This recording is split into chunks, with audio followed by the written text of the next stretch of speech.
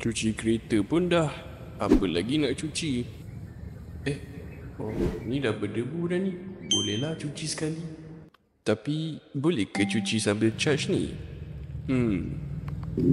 Kenapa pula tak boleh? Mestilah boleh. Itu ada IP65 certification tau.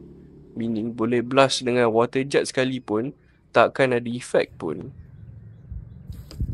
Tak percaya? Tengok ni.